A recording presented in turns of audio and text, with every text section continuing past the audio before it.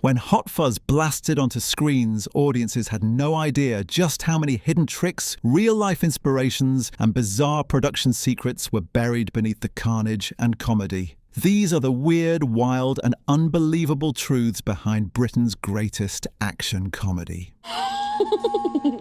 Fact 1. Simon Pegg modelled Nicholas Angel on actual London officers whose stellar performance records caused real friction in their stations. Pegg was fascinated by stories of officers being transferred because they made colleagues look lazy. Edgar Wright collected newspaper clippings describing absurdly efficient policemen. These reports gave Angel his exaggerated competence and humourless charm.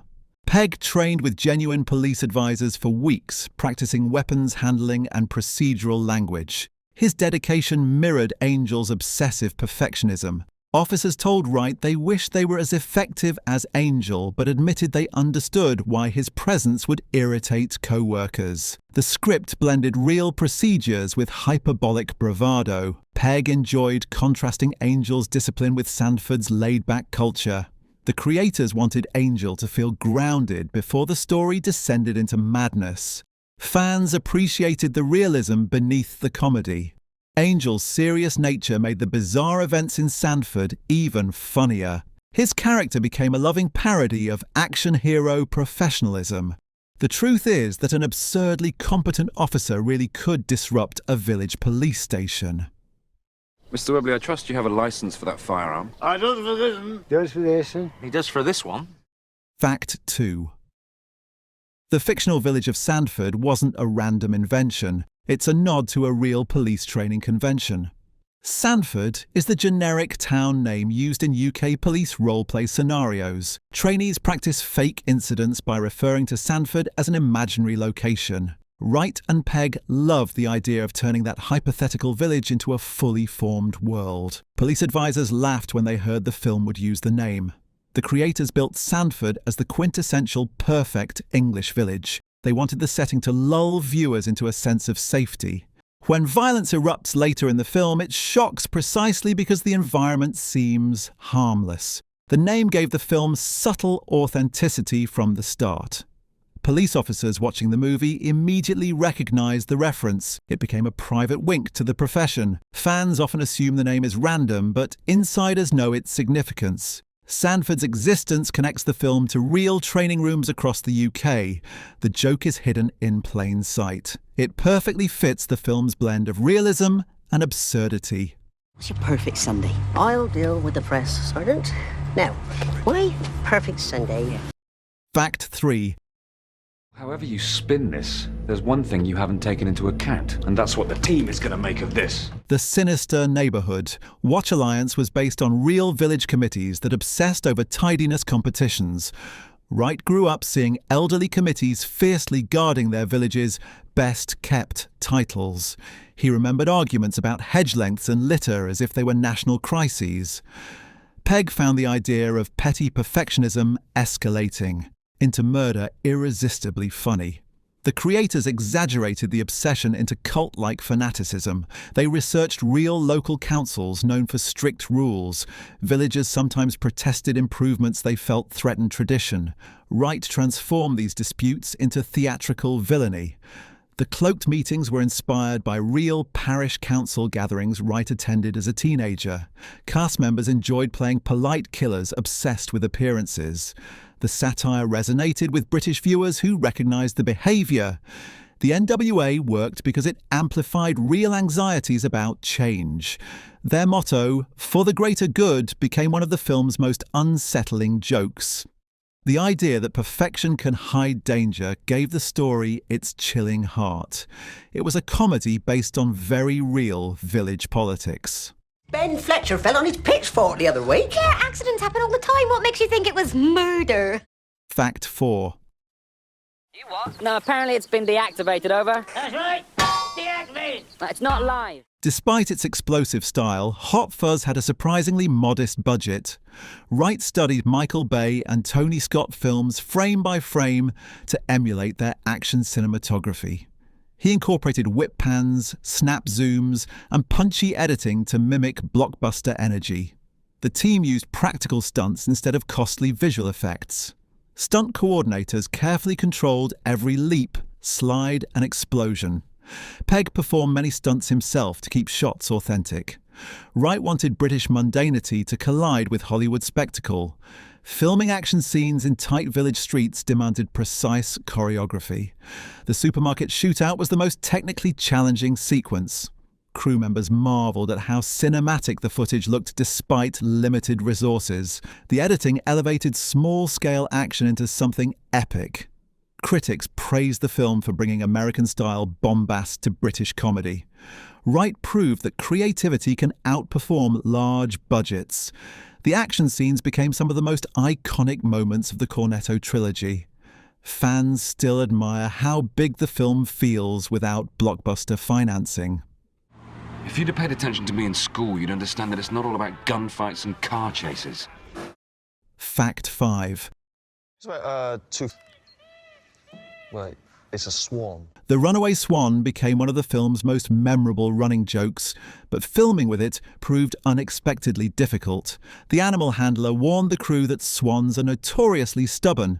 The swan refused to move in the direction required for several shots.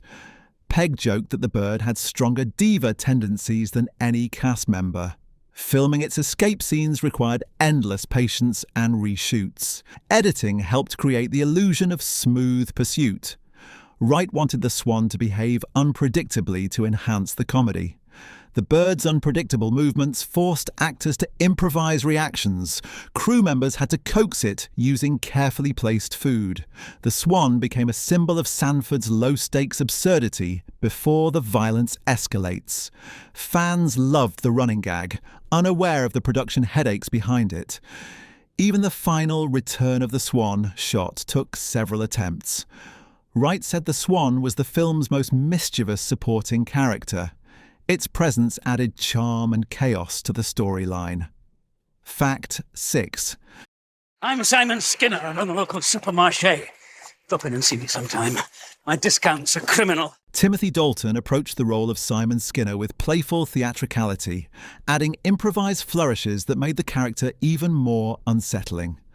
Dalton enjoyed leaning into Skinner's suave charm while slipping in cryptic comments. He often delivered lines in a slightly exaggerated cadence to hint at hidden evil. Wright encouraged him to experiment because the character benefited from unpredictability. Dalton improvised subtle references to death during everyday conversations. His chilling smile became one of the film's visual trademarks. Cast members said they sometimes felt genuinely unnerved performing opposite him. Dalton approached the role as a friendly Bond villain running a supermarket. He immersed himself so deeply that even off-camera banter felt suspicious. Wright rewrote scenes to incorporate Dalton's improvised phrases. Some of the film's most quoted lines originated from his playfulness. Fans loved Skinner's blend of politeness and menace. Dalton's theatrical instincts elevated the entire film. His improvisations helped create one of the most memorable villains in British comedy. May their heads be struck from their shoulders for such disloyalty. Fact 7.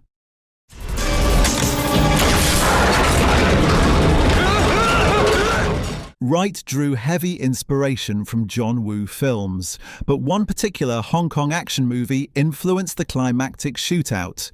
He studied Full Contact for its chaotic gunplay and dramatic slow-motion beats. Wright admired how the film blended stylized violence with comedic exaggeration. He wanted Hot Fuzz to mirror that heightened energy in a quaint English village. The result was a shootout that felt both absurd and exhilarating. Producers were initially hesitant about the scale of the sequence. Wright insisted that the finale needed operatic intensity. The team used practical squibs for bullet impacts, adding realism. Pegg trained extensively to handle firearms convincingly. The shootout took weeks to film because of intricate choreography. Editing stitched together dozens of micro shots to build rhythm. Fans immediately noticed the Hong Kong influence upon release. The finale paid tribute to a genre Wright adored. It became one of the most celebrated scenes in modern British cinema. Danny, let's roll. What are you thinking? Pub? Fact 8. Why do we need the dog? It's not the dog we need. Wright has a reputation for filling his films with layered details, and Hot Fuzz is packed with references from his childhood. He included the name of his childhood dentist in a throwaway line. Background posters reference bands he listened to in the 1990s. Several Sanford street names are taken from his hometown. Wright hid nods to Point Break and Bad Boys II in dialogue long before the shootout scenes made them literal. He even slipped visual references to Spaced into shop windows. Pegg enjoyed spotting them during rehearsals. The editorial team left subtle frames that reward careful rewatching. Fans have spent years cataloguing every hidden Easter egg. Wright believes these touches make worlds feel richer. Critics praise the film's density of detail. Every frame contains something intentional. These hidden jokes help the movie remain endlessly rewatchable. Wright's personal touches give Hot Fuzz a unique comedic texture. Do you want us to go through the whole phone book? Yeah, we'll put a call into Aaron A. Aronson, shall we? Fact 9.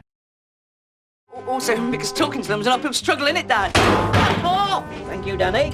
Paddy Considine and Rafe Spall were cast as the Andys after their first joint audition blew the creators away. Their bickering began the moment they stepped into the room. Wright described their comedic rhythm as chaotic brilliance. They riffed off each other with effortless spontaneity. Pegg knew immediately they would steal scenes. The Andys' sarcastic hostility toward Angel felt instantly believable. Their uniforms contrasted with their childish behaviour. Cast members frequently broke character during their jokes. Wright let them improvise minor exchanges to enhance their dynamic. The pair enjoyed pushing each other to greater absurdity. Their roles grew larger during filming because they were too funny to ignore. The Andys provided crucial comic relief during darker plot points. Fans loved their juvenile wit and exaggerated machismo. Their chemistry remains one of the film's most surprising strengths. Murder, murder, murder. Change the fucking record. Thank you, Andy. Fact 10. Told him several times, you shouldn't eat late at night. Oh, I don't know, quite like a little midnight gobble. The church explosion required precise coordination between special effects teams, stunt performers, and camera crews. Wright insisted on using a real miniature to achieve authentic debris patterns. The explosion had to be filmed at extremely high speed to capture detail. Multiple cameras recorded from different angles. Safety protocols required clearing all actors hundreds of feet away. Wright worried the effect might not work on the first try. The blast was so powerful that nearby residents felt vibrations. Editing enhanced the slow-motion impact beautifully. Pegg and Frost reacted to a timed pyrotechnic rather than CGI. Producers were shocked at how cinematic the footage looked. Insurance paperwork for the sequence was notoriously complex. Fans praised the explosion as one of the film's standout moments. The practical effect contributed to the movie's grounded feel. It became one of the most impressive set pieces in the Cornetto trilogy. Lean in the low! Too much of Joyce's lemonade, perhaps. Fact 11. And he goes to shoot Swayze, but he can't because he loves him so much, and he's firing his gun up in the air. He's like, oh. Nick Frost wasn't originally given a detailed character description, so he built Danny Butterman by binge-watching British police reality documentaries. Frost paid close attention to how officers spoke casually during night patrols. He noticed their mixture of boredom, curiosity, and bursts of excitement. Danny's fascination with action films came from Frost's own DVD collection. Frost added a childlike enthusiasm inspired by interviews with officers who loved their jobs. Wright enjoyed how Frost blended naivety with sincerity. Frost improvised several of Danny's funniest questions to Angel. Many scenes were shaped around Frost's spontaneous curiosity. Pegg loved how Danny balanced Angel's discipline. Frost said he wanted Danny to feel like every British man who secretly hoped policing was just Hollywood chases. His research grounded the comedy in reality. Fans instantly connected with Danny's wide-eyed innocence. The character worked because Frost built him from genuine human behaviour rather than pure parody. Fact 12. Maybe we should do something to celebrate. Unless you got to water your peace, Lily. What exactly did you have in mind? I don't know. Pub? Although Wright wrote the original script, Pegg and Frost personalised much of their dialogue. They added private jokes from their real friendship to make scenes feel natural. Many of Danny's heartfelt comments came from Frost's genuine admiration of Pegg. Pegg adjusted Angel's responses to be subtly warmer than the script initially planned. Wright trusted them to refine emotional beats. Their improvisations helped shape the film's emotional core. Cast members sensed their real bond during rehearsals. Several iconic lines originated from their late-night rewriting sessions. Pegg wanted Angel to soften gradually without losing discipline. Frost ensured Danny's affection remained earnest rather than silly. Their collaboration gave the film its heart. Wright believed the story worked because the characters' friendship was authentic. The chemistry between Pegg and Frost became one of the film's defining strengths. How long a day, huh? Yep. Same again tomorrow? Yep. Fact 13. Well, I haven't held a firearm for over 2 years, Mr. Reaper. I'd kind of like to keep it that way. You will be popular with the local birds. Instead of hiring generic background actors, Wright filled the village scenes with real residents from Wells in Somerset. He wanted Sandford to feel like a functioning community. Locals provided natural reactions to events during filming. Their familiar relationships added realism to crowd scenes. Wright guided them lightly to preserve authenticity. Several extras had never appeared on camera before. Cast members enjoyed chatting with local shopkeepers between takes. Wright asked some residents to play exaggerated versions of themselves. The NWA's choir members were actual local singers. Their participation helped texture the film's world. Using genuine locals captured the charm of rural England. It also made the village feel subtly alive, even in quiet moments. Extras loved seeing their town transformed into cinematic chaos. Their contribution helped anchor the film's humour in real-life small-town energy. When did you start? Tomorrow. Well, I see you've already arrested the whole village. Not exactly. Fact 14. You haven't got long. To us?